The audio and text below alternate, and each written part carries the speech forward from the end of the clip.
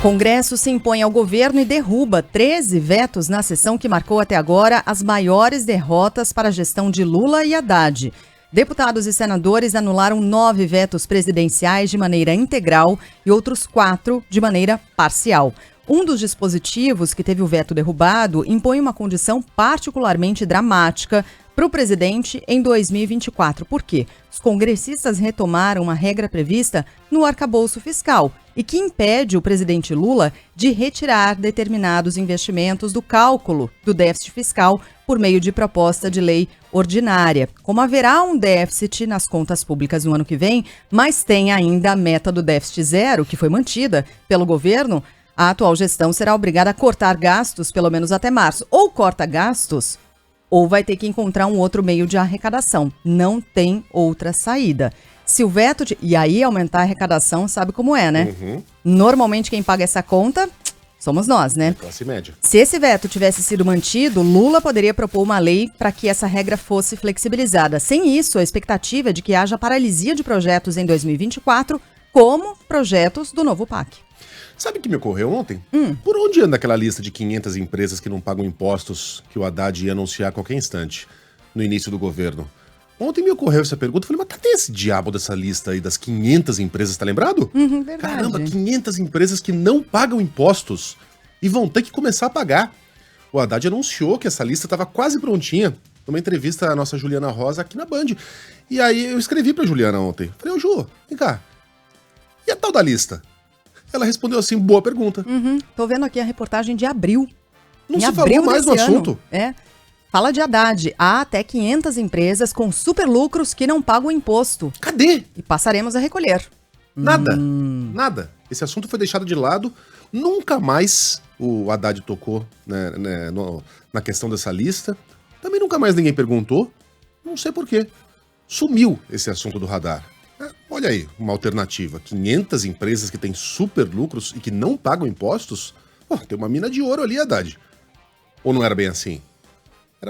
Seria bacana se o ministro explicasse direitinho o que aconteceu com essa alternativa arrecadatória que foi aparentemente deixada de lado. Bom, o Congresso também decidiu promulgar o projeto que define um marco temporal para a demarcação de terras indígenas no Brasil. No Senado, o placar foi de 53 votos a favor e 19 contrários. Já na Câmara, 321 deputados foram favoráveis ao projeto. 137 votaram contra. O resultado mantém a tese que estabelece como terras indígenas os territórios ocupados até a data da promulgação da Constituição, em 5 de outubro de 1988. O Supremo chegou a analisar a matéria como inconstitucional, o que gerou reações no Legislativo. A senadora Tereza Cristina, do PL, classifica o marco temporal como uma vitória para o país. Não tem lado vencedor ou perdedor. Eu acho que todos ganham com essa votação, com a derrubada dos vetos e com o marco temporal sendo promulgado por essa casa. O presidente da Frente Parlamentar da Agropecuária vai na mesma linha. Segundo o deputado Pedro Lupion, do Progressistas do Paraná, a tese garante o direito à propriedade e ao trabalho do produtor rural. Colocamos maioria constitucional tanto na Câmara quanto no Senado. É uma garantia do direito de propriedade no país, é uma garantia do cumprimento da Constituição no artigo 321 e, sem dúvida alguma, a defesa do artigo 48, que trata das atribuições do Congresso Nacional. Vitória importante, mostra a força do produtor rural dentro do Congresso Nacional. Como o governo já previa a derrota, se esforçou para manter o veto de alguns trechos na véspera da votação por meio de acordos, e conseguiu. Um deles é o que mantém a proibição da produção de variedades transgênicas em terras indígenas. Entidades ligadas à causa indígena ainda avaliam entrar com recurso no Supremo contra a decisão do Congresso. Os 17 setores que mais empregam respiram aliviados com a manutenção da desoneração da folha de pagamentos até 2027. Como era esperado mesmo, os parlamentares derrubaram no Congresso o veto do presidente Lula ao projeto que beneficia 9 milhões de trabalhadores. No Senado, a decisão do governo caiu por 60 votos a favor e 13 contrários. Uma derrota importante para o governo. Já na Câmara, 378 deputados foram favoráveis à prorrogação da desoneração. 78 votaram contra. Entre os setores beneficiados estão transportes, indústria têxtil, confecção, informática, comunicação, call center e construção civil. O presidente da Associação Brasileira de Proteína Animal, Ricardo Santin, comemorou.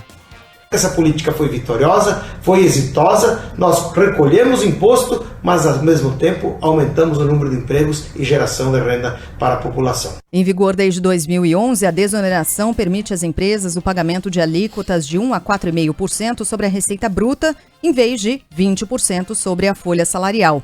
Durante a análise do veto, os parlamentares também reduziram de 20% para 8% a alíquota de contribuição previdenciária para prefeituras com até 142 mil habitantes. No total, a desoneração das empresas e também dos municípios deverá custar 20 bilhões de reais ao ano, mas vai garantir o crescimento econômico do país com a geração de oportunidades. É o que explica aqui o presidente da Federação de Call Center, Instalação e Manutenção de Infraestrutura de Redes de Telecomunicações e de Informática, Vivian Suriage, ou Suruage. Com segurança de investir, de manter várias frentes de trabalho em diversos setores, nos 17 setores. Isso vai ajudar o país a arrecadar mais, o país a ter segurança no seu futuro. O projeto havia sido vetado por Lula a pedido da equipe econômica, que teme perda de arrecadação a partir do ano que vem.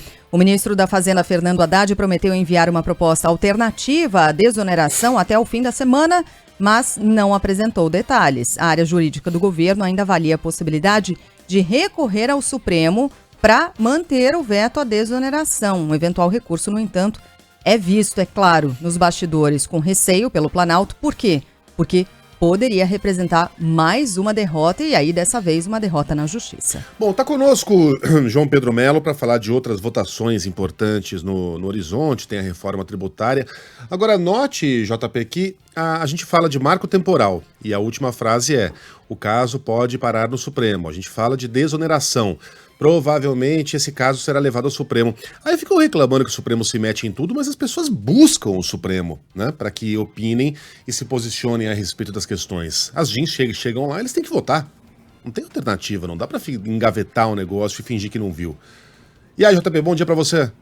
É isso, Miguel, bom dia a você, bom dia a todos que estão nos acompanhando, né? A gente está de olho a respeito dessa questão do Supremo Tribunal Federal, sempre sendo provocado, de fato, por questões relacionadas ao parlamento, e muitas vezes o parlamento, como você disse, acaba reclamando de questões aí que são levadas ao Supremo Tribunal Federal. E essa questão que a gente vai tratar agora não é muito diferente, que é a reforma tributária. A expectativa é de que ela seja analisada nessa sexta-feira, só que já tem gente falando a respeito de judicializar esse tema, ou seja, levar esse tema ao Supremo Tribunal Federal. Bom, o presidente da Câmara dos Deputados, Arthur Lira, disse que esse texto vai ser votado no dia de hoje, depois de muita conversa, tanto com o presidente do Congresso Nacional, o senador Rodrigo Pacheco, assim como também com líderes partidários e, obviamente, com o relator dessa matéria na Câmara, que é o deputado Aguinaldo Ribeiro, e essa análise, ela está marcada para logo mais às 9 horas da manhã. Só que tem um detalhezinho, ela não será presencial, pode ser feita de maneira híbrida, ou seja, os parlamentares nas bases eleitorais e outros aqui na capital do país. E é aí que entra o ponto da judicialização. Porque muitos dizem que, por se tratar aí de uma espécie de reforma, proposta de emenda à Constituição, entre outros pontos, ela não pode ser votada de maneira virtual, ou seja, os parlamentares têm que estar todos aqui em Brasília. Só que Arthur Lira, obviamente, conseguiu ali costurar uma forma dessa matéria ser votada, analisada numa sexta-feira, sem que todos os parlamentares estivessem, de fato, aqui na capital do país. Bom, segundo Lira, essa análise pode ser feita aí dessa maneira híbrida e isso foi decidido na reunião que ocorreu ontem com Pacheco, entre outras pessoas. Um dos pontos controversos dessa negociação é a manutenção de benefícios fiscais para a Zona Franca de Manaus. Esse texto, aprovado no Senado Federal, determina a cobrança da CID sobre bens similares aos produtos produzidos na Zona Franca, para manter as vantagens da região. A ideia é de fatiar o texto, que a gente vinha falando já há algum tempo, essa foi completamente descartada, viu? Agora o plano de Lira e do relator dessa matéria na Câmara, o deputado Aguinaldo Ribeiro,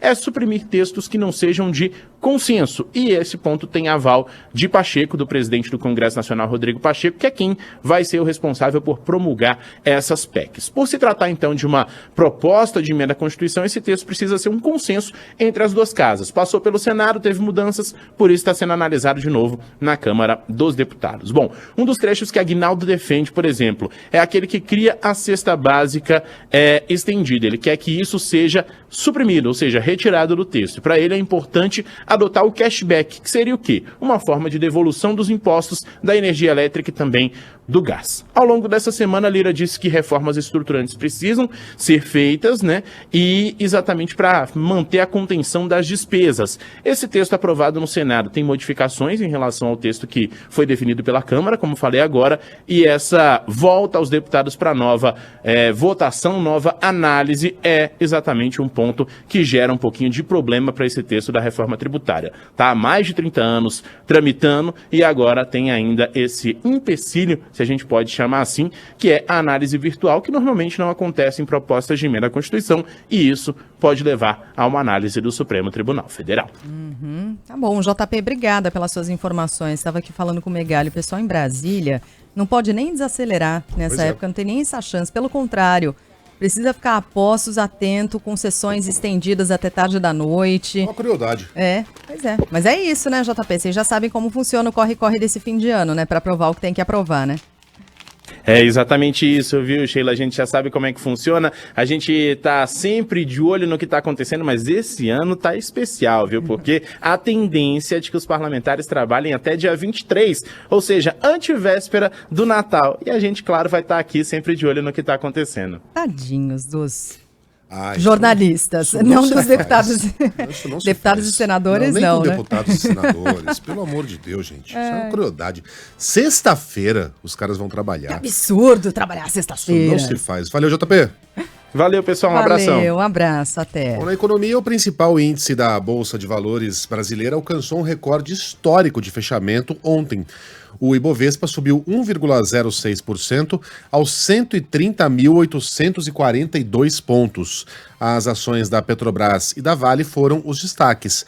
A Bolsa refletiu otimismo com os juros, né, tanto internamente após um corte na Selic, quanto nos Estados Unidos, com a sinalização de que haverá cortes por lá em breve.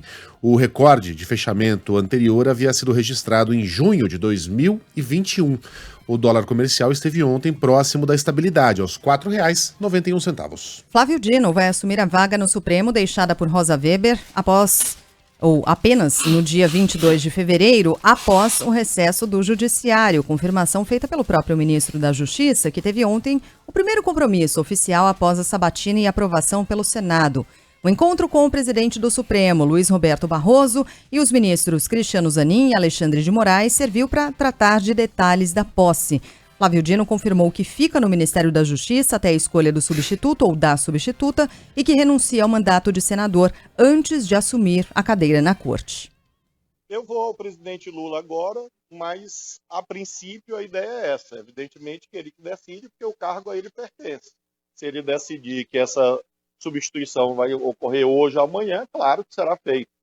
Mas, sim, para fazer uma transição, na medida em que ele escolhe o novo ministro, nós estamos num período, nós sabemos bem, em que há as festas de fim de ano, Natal, Ano Novo, então por um período, até que esse novo ministro ou ministra seja indicado, chegue e seja possível transmitir a essa pessoa, porque, como disse, ali nós concentramos desde os temas da segurança pública, do combate ao crime organizado, até, naturalmente, os temas mais institucionais.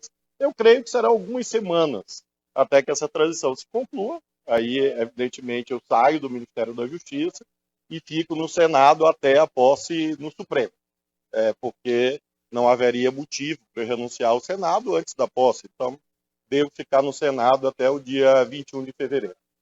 Bom, em relação ao futuro do Ministério da Justiça, alguns nomes são ventilados. Há algumas semanas a gente já tem falado um pouco sobre isso, né? Nome não está definido, mas há esses nomes aí sendo considerados na lista. A ministra do Planejamento, Simone Tebet, o advogado-geral da União, Jorge Messias, e o ex-ministro do Supremo, Ricardo Lewandowski. Sobre o assunto, Flávio Dino respondeu que ainda não foi procurado, mas que pode sugerir um cardápio de opções de nomes para o presidente, se for preciso e se for solicitado a isso, né? Como integrante do Supremo, o Dino vai herdar 344 processos que estavam com a ex-ministra Rosa Weber. Ontem a gente falou sobre alguns deles, né, os mais importantes. Na lista está inclusive um pedido da Procuradoria-Geral da República para apurar a conduta do ex-presidente Jair Bolsonaro na pandemia. Paulo Gonet, por sua vez, já toma posse na segunda-feira. Ele atua atualmente junto ao Tribunal Superior Eleitoral. Esteve ontem na sessão da Corte e na abertura dos trabalhos, o ministro Alexandre de Moraes elogiou o novo titular da PGR, dizendo que ele reúne coragem, seriedade e competência. Gonet respondeu, afirmando que justamente Moraes será uma inspiração para ele na condução dos trabalhos da Procuradoria-Geral da República. Se eu tenho uma boa experiência para servir de guia na Procuradoria-Geral da República, eu recebi essa experiência daqui, da Justiça Eleitoral, e especialmente de Vossa Excelência, Ministro-Presidente, o exemplo de uma postura intimorata em respeito aos valores democráticos, aos valores da ordem jurídica, uma coragem cívica sem par e um respeito absoluto ao ordenamento jurídico e sempre com os olhos voltados para o bem dos valores republicanos. Temos mais agora de Brasília, porque o Supremo Tribunal Federal decide que o Congresso precisa regulamentar os termos da licença paternidade. Agora é sua vez, Thaís Esprovieri, com os detalhes pra gente. O Supremo Tribunal Federal reconheceu que o Congresso Nacional foi omisso ao não regulamentar uma lei sobre o direito da licença paternidade. Os ministros decidiram fixar um prazo de 18 meses para que o Legislativo aprove uma norma sobre o benefício. Se depois desse tempo não houver uma regulamentação, caberá ao Supremo tratar do tema. Atualmente, a licença paternidade dura 5 dias, já a licença maternidade é de 120 dias. No entanto, os períodos podem aumentar se a empresa que emprega os pais aderir ao programa Empresa Cidadã. Nesse caso, a licença maternidade passa a ser de 180 dias e a licença paternidade de 20 dias. O Ministério Público Eleitoral no Paraná pede a cassação do senador Sérgio Moro, do União Brasil, de Curitiba, Ângelo Sfayer. O Ministério Público Eleitoral do Paraná acolheu os argumentos da acusação e manifestou-se favorável à cassação do mandato do senador Sérgio Moro, do União Brasil, por abuso de poder econômico. O ex-juiz e ex-ministro foi alvo de 2 ações de investigação judicial eleitoral. Além de abuso de poder econômico, os processos também citam crimes de Caixa 2 e utilização indevida de meios de comunicação social. As ações foram movidas pelo PL e pela Federação Brasil da Esperança, formada por PT, PCdoB e PV. Na semana passada, ao prestar depoimento junto ao Tribunal Regional Eleitoral em Curitiba, Sérgio Moro negou as acusações. Ao deixar a audiência, o político classificou as acusações como levianas. E aí circulam umas imagens de uma troca de mensagens do senador com o assessor, na verdade com o suplente dele, né? O advogado Luiz Felipe Cunha, ele é suplente de Sérgio Moro no Senado, e aí, enfim, eu não... Primeiro, não é o tipo de jornalismo que me agrada. Esse de você pegar uma lente supersônica ali e conseguir aproximar da tela do celular de um senador ou de um deputado para poder ver o que ele está trocando de mensagens ali. Não me parece que seja algo como, por exemplo, você está numa mesa de restaurante e entreouvir uma conversa. Ali é uma conversa. O cara que module ali o volume da sua voz, porque Brasília é Brasília, né? Brasília é uma ilha, eu falo porque eu sei. São poucos os restaurantes, são poucos os locais, então a qualquer lugar que você vai, basicamente vai ter ou um deputado ou um assessor de, ou um senador ou um assessor de. Então, convém tomar cuidado. Agora, dentro do plenário, uma troca de mensagens, você ir lá e mirar a sua câmera para pegar aquilo que está sendo dito, me parece um tanto quanto invasivo. Não é um expediente que eu aprecie. E nessas trocas, e aí que tá o problema. Não tem nada demais. Eu nem sei por que elas viraram notícia. Então aqui na capa dos jornais, está na capa dos portais, ele está conversando com esse cara, a quem ele aparentemente se refere como Mestrão, porque é assim que aparece o nome do cara lá, e o Mestrão basicamente está dizendo que ô Moro, as redes sociais aqui estão pegando fogo, só se fala da sua foto com o Flávio Dino, vê aí, hein, cuidado para não dizer numa entrevista que vai votar a favor dele, e aí o Dino escreve assim, manterei o meu voto em secreto, é um instrumento constitucional, papapá. Eu não sei, cadê a notícia aí, Sheila? É a sugestão de que talvez ele tenha votado a favor do Dino? Sinceramente, eu não consegui encontrar. E eu não tô entendendo a razão desse fuzuê em torno dessas mensagens. E sabe o que é curioso? Ontem eu recebi algumas mensagens de ouvintes, né? Falando, nossa, antes vocês criticavam o Sérgio Moro, agora estão aliviando para ele. Não, nós somos muito críticos e fomos muito críticos à atuação de Sérgio Moro. Ocorre que ontem ou antes de ontem a gente estava aqui comentando sobre os cumprimentos que Sérgio Moro fez a Flávio Dino, foi lá, enfim, foi cortês, foi cordial. E a gente falou disso aqui, foi a nossa visão de que ele foi cordial. Porque as pessoas querem o quê? Selvageria na política? É quebra-pau na política? Não se quer civilidade? Que a gente tenta reconquistar a civilidade perdida na política? É a eliminação do outro, é o ódio ao outro? É o ódio ao diferente? É isso que é para ser? Poxa, a gente não está aqui fazendo um resgate de relações institucionais saudáveis, ainda que na discordância de ideias? Civilidade é isso. E ninguém aqui elogiou a cordialidade do Moro. Não. Nós apontamos, olha, aquilo lá foi só um gesto de cordialidade. Ninguém falou parabéns, Sérgio Moro. Não, cordialidade é obrigação. Exato. Agora, Moro é um dos políticos mais criticados nesse estúdio aqui nesse horário. Porque ele erra demais. Ele abre a boca, enfim, lá vem bobagem. Agora, quando tem notícia, tem. Quando não tem, não tem. Essa troca de mensagens não quer dizer nada. E o abraço dele no Flávio Dino era um gesto de cordialidade. Bola pra frente, segue o jogo.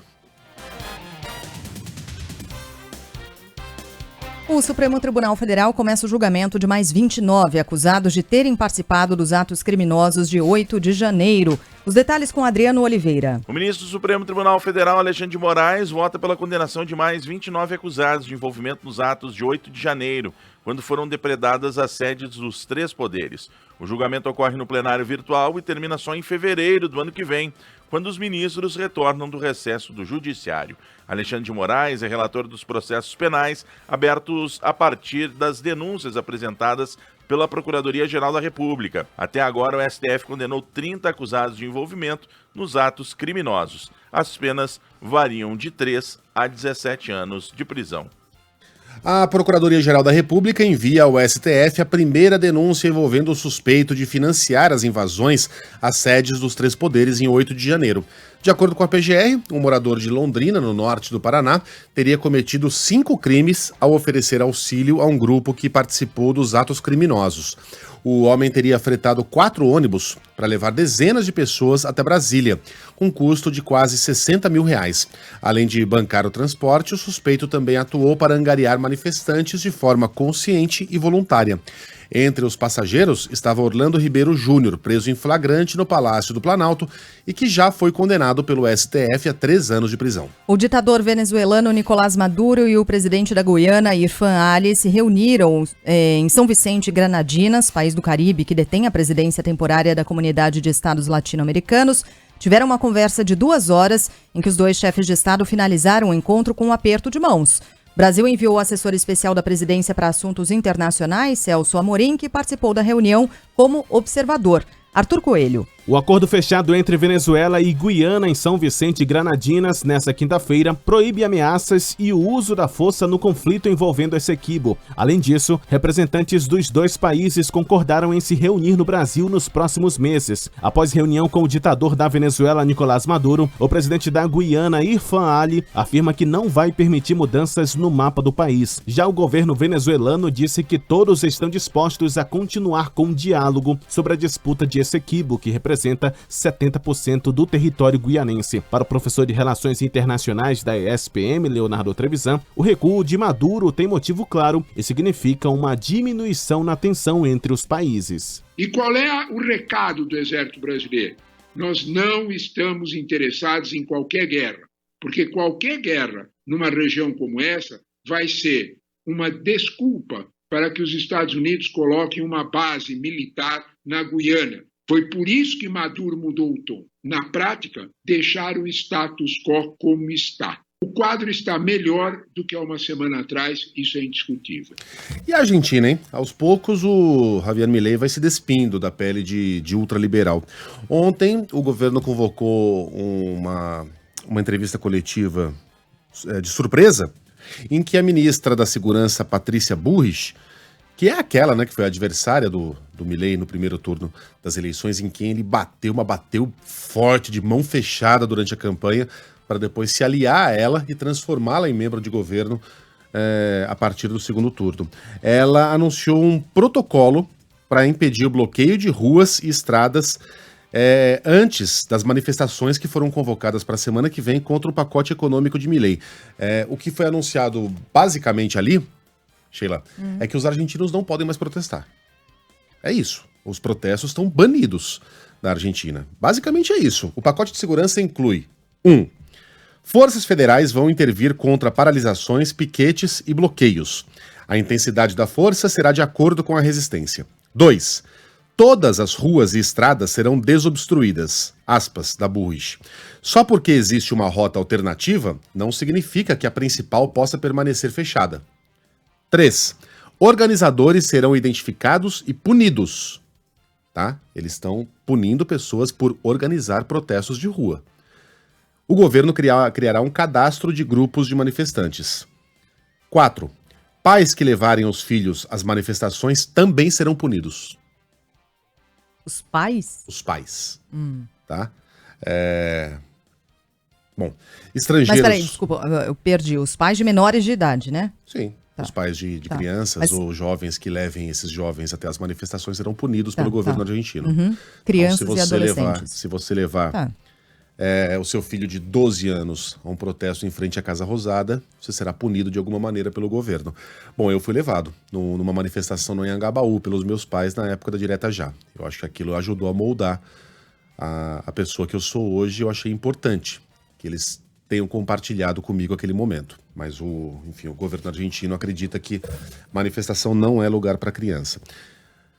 E, finalmente, os custos das operações de repressão serão pagos pelas organizações ou indivíduos. Então é o seguinte, por mais que você avise, o governo avise a prefeitura, olha, a gente está organizando um protesto ali na Praça de Maio, em frente à Casa Rosada, contra as medidas do governo, algo extremamente democrático, que acontece o tempo todo aqui no Brasil, que acontece o tempo todo em qualquer lugar. Primeiro, você não terá essa autorização. Segundo, se você organizar essa manifestação do mesmo jeito, estará incorrendo em obediência e, portanto, será caçado e punido. Mesmo que haja alternativas. Mesmo que seja num domingo, quando o trânsito é muito menor. O centro fica praticamente vazio. O que está sendo dito aqui é que o argentino não pode mais se manifestar nas ruas, o que é uma tradição da sociedade argentina. Os panelaços. Olha, eu sei que a gente vive um momento de política tribal em que tudo que vem do nosso lado parece razoável e tudo que vem do outro lado parece inaceitável.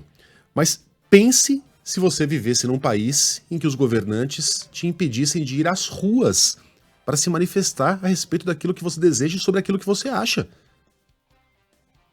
Sabe onde existe isso? Na Coreia do Norte.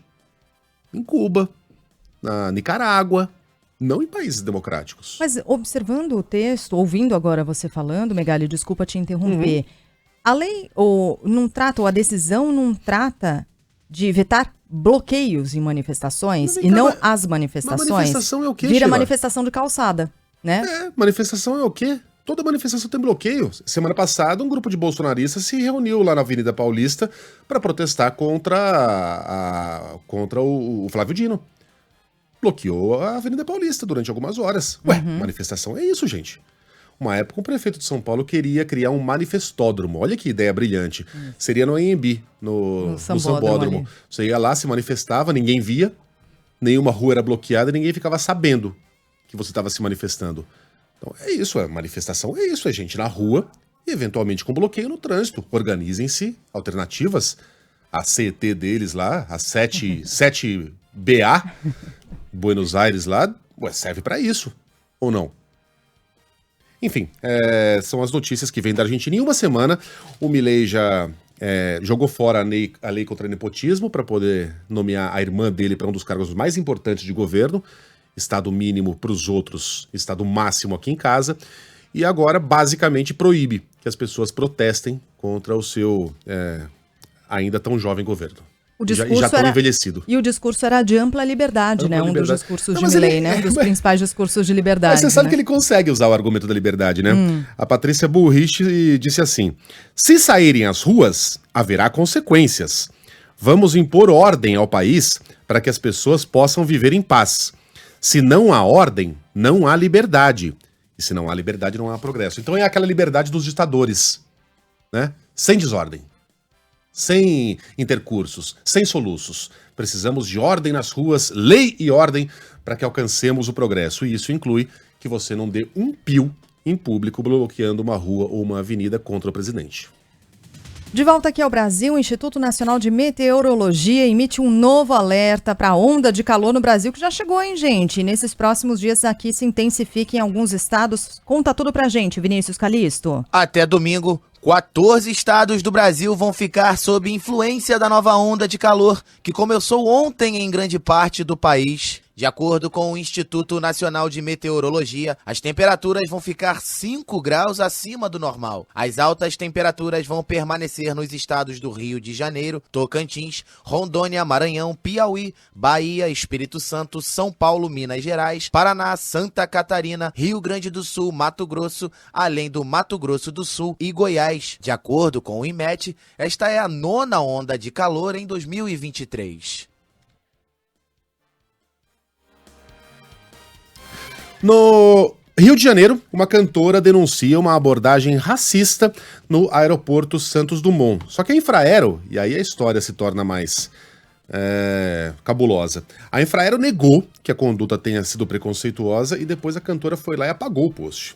O Guilherme Faria, do Rio de Janeiro, tem os detalhes. A cantora Luciane Dom denuncia que teve o cabelo revistado no aeroporto Santos Dumont, no centro do Rio, quando se preparava para embarcar nesta quinta-feira. Ela conta que teve a mala inspecionada e passou pelo scanner corporal, mas uma funcionária abordou dizendo que também teria que verificar o cabelo, que é Black Power. Em nota, a Infraero, responsável pela administração do terminal, afirmou que a cantora Luciane Dom foi selecionada de forma aleatória para uma inspeção manual e que imagens de câmeras de segurança mostram que não houve uma inspeção nos cabelos. A Infraero disse ainda que o procedimento segue recomendações de segurança e independe de questões de origem, raça ou sexo. A perícia vai apontar a causa da morte do cantor evangélico, que teve um mal súbito, desmaiou durante uma apresentação na Bahia, acabou não resistindo. Paloma Moraes tem informação pra gente direto de Salvador. O corpo do cantor gospel Pedro Henrique, que morreu durante um show em Feira de Santana, no centro-norte baiano, deve ser enterrado na cidade de Porto Seguro, no sul do estado. A informação foi confirmada ontem pela família do artista. Ainda não há detalhes sobre o enterro. O cantor morreu aos 30 anos após passar mal no palco na noite da última quarta-feira. Em imagens que circulam na internet, é possível ver o momento em que ele desmaia no meio de uma apresentação. Pedro Henrique, que morava no Rio de Janeiro, deixa esposa e uma filha de 2 meses. Que chocante, né? Porque ele tá ali no palco, cantando, de repente... A imagem é bem forte, hein? Bom, nosso abraço à família. O governo de Alagoas, em frente, pede que o STF suspenda os acordos realizados nos últimos anos sobre os danos ambientais causados pela Braskem, em Maceió. O Ministério Público Federal também solicita o bloqueio de valores ligados à petroquímica. Destaque de Diego Barreto. R$1 bilhão da Braskem devem ser bloqueados para indenizar vítimas do dano ambiental provocado por uma mina da empresa em Maceió, segundo o pedido do Ministério Público Federal. O órgão ajuizou a ação na Justiça Alagoana após uma conciliação frustrada envolvendo a empresa, a Defensoria Pública e o Ministério Público Estadual. Se a medida não for cumprida e houver persistência, o MPF pede multa de R$50 mil por dia ao presidente da companhia. Pelo menos 14 mil imóveis foram condenados em 5 bairros afetados pelo problema. Segundo o governo do estado, mais de 200 mil pessoas sofrem direta ou indiretamente com o dano ambiental. Vamos falar de futebol? Vamos falar de futebol. O Mundial de Clubes tem hoje as últimas partidas antes da estreia de Fluminense e Manchester City na competição. O time de Fernando Diniz aguarda a definição do adversário para o confronto de segunda-feira às 3 horas da tarde. Seja quem for, não será uma semifinal tranquila. Yuri Queiroga. Saem hoje os adversários de Manchester City e Fluminense nas semifinais do Mundial de Clubes da FIFA na Arábia Saudita. Às 11h30 da manhã, o León do México encara o Urawa Reds do Japão, jogo que define quem enfrenta os Citizens. A partida será disputada no estádio Príncipe Abdullah Al Faisal, em Jeddah. Já às 3 da tarde, no estádio Rei Abdullah, também em Jeddah, a bola rola para Al Ittihad e Al Ahly do Egito, de onde sai o adversário do tricolor das Laranjeiras. Quem perder os dois jogos vai se enfrentar na disputa de 5º e 6º lugar na semana que vem. Flu e Al Ittihad ou Al Ahly jogarão na segunda, Manchester City e León ou Urawa Reds na terça.